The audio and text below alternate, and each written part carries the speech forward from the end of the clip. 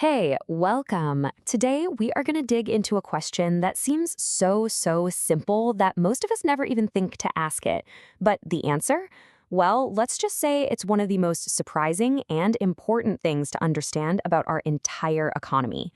So let's just put it out there. When you think about the money in your bank account, the money that basically makes the world go round, where does it actually come from? The first thing that probably pops into your head is, well, the government prints it, right? It just seems obvious. But as we're about to see, that common sense answer is not really the truth at all. Okay, so let's get into it, because the reality is completely different from what most of us think. And once you see it, it changes how you look at everything, from housing prices to huge financial crises. Just look at this number for a second. Over 90%. What in the world could that be? Well, get this. That's how much of our money is not created by the government. Yup, you heard that right. The vast majority of the money in our economy is created out of thin air by commercial banks. You know, the ones on every street corner. We're not talking about physical cash here, but something called deposit money. So, what even is this deposit money? The easiest way to think about it is that it's not paper money. It's just the numbers you see on your screen, the digital ones and zeros in the banking system's computers. And that, right there, is pretty much all the money we use today. And this is the part that is kind of mind-blowing. It's shockingly simple. When a bank gives you a loan for a car or a house, they don't go into a vault and pull out someone else's savings. Nope, they just type the loan amount into your account. And boom, in that exact moment, brand new money is created. The loan literally creates the... Okay, so what? Why does this matter? Well, it matters a lot. Because when you have private banks creating money based on how confident they're feeling, it has these huge ripple effects across the entire economy. It's basically the engine behind those wild boom and bust cycles we keep seeing.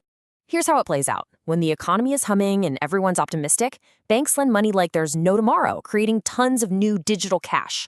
All that new money chases assets, like houses or stocks, pushing their prices way up. This makes everyone feel richer and even more optimistic. It's a feedback loop. But when that confidence starts to crack, the whole thing goes into reverse. Lending dries up, the creation of new money stops, and asset prices plummet. Suddenly, you've got a bust on your hands. Think about the 2008 financial crisis. That's a perfect example of this cycle in action. And the fallout from that isn't just numbers on a spreadsheet.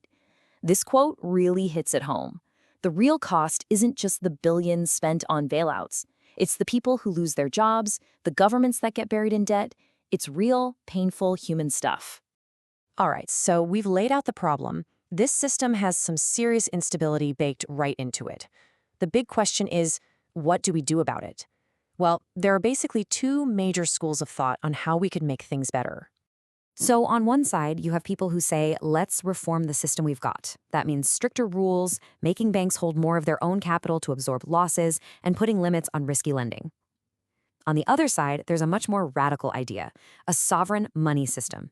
In this world, only a public body, like the central bank, would have the power to create money. Commercial banks would just become middlemen. They could only lend out money they actually have from savers. When you really boil it all down, this entire debate comes down to one fundamental thing, and it's not gold or paper or even computer code. At its very heart, money is all about trust. I mean, this quote just nails it, doesn't it? Money only works because we all collectively agree that it works. It's a social agreement. It doesn't matter if it's a seashell, a coin, or just a number on a screen. Its value comes entirely from our shared confidence in it. Which brings us to the final and most important question. If our money is built entirely on a foundation of trust, who should we be trusting with the power to create it? Should it be private banks, driven by their own profits and moods? Or should it be a public institution, accountable to all of us? That's really the core of the debate, and it's something to think about the next time you look at your bank balance.